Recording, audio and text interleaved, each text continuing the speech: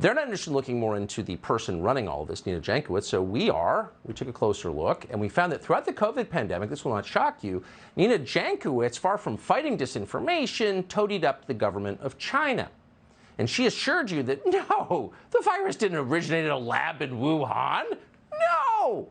In fact, she criticized the intel community for looking into that possibility. She said it gave credence to, quote, conspiracy theorists. Of course, it turned out to be almost certainly true. Then this Nina Jankowicz, this world-renowned expert, went on the record to support government control over what you're allowed to say.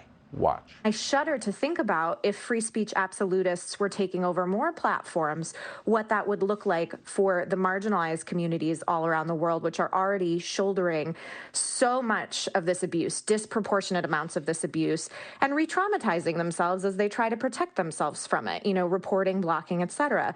We need the platforms to do more, and we frankly need law enforcement and our legislatures to do more as well. And in other countries, they're looking at this. The UK has an online safety bill that's being considered right now where they're trying to make illegal this currently, quote, awful but lawful content that exists online where people are being harassed.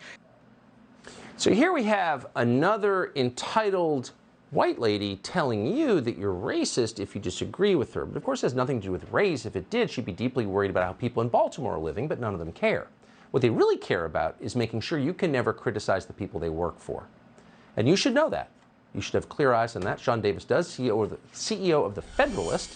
He joins us tonight. Sean, thanks so much for coming on. You wonder if we allow the Biden administration to cross this line, then are there any lines left to cross?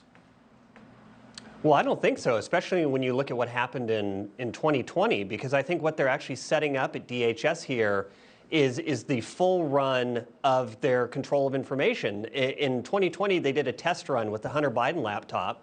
And all these former corrupt spooks came out and said, oh, it's Russian disinformation, which was a lie. And then they peddled that to the tech companies. And then the tech companies dutifully banned anyone who talked about the Hunter Biden laptop from being on the internet. And what this new office does is just give them the ability to launder that fake news, except do it anonymously. These idiots don't have to go and sign a letter with their names on it anymore. They just get to whisper over to Scary Poppins, the government propaganda nanny, and she'll take care of it for them. But I've been brooding on this all weekend. She's so self-evidently ridiculous and so self-discrediting that you think, oh, they made a huge mistake. They're so dumb they put this woman in charge. But maybe they did that so you wouldn't realize this is a law enforcement official who works for the biggest law enforcement agency in the country with stockpiles of ammo to the tune of millions of rounds a year, controlling what you say. So maybe because she's so absurd, you won't be afraid? Yeah, I mean, she's almost a caricature of a Looney Tune left-winger who knows everything and yet nothing at the same time. But I mean, look at what DOJ did last year. They sent out a memo calling a bunch of parents who were concerned about nut job school boards terrorists. So you look at that, you combine it with what DHS is doing. We all know what they're doing. We all know what they're doing, and we can all see it. Yeah, I mean, they arrested a guy for putting memes on Twitter they didn't like, and no one defended him because he had creepy views about things. But it doesn't matter if you've got creepy views. If you're an American, you have a right to say what you think, period. I thought. You're not, really quick, do you have a right to say what you think as an American, period? Yes, yes, and to say otherwise is un-American.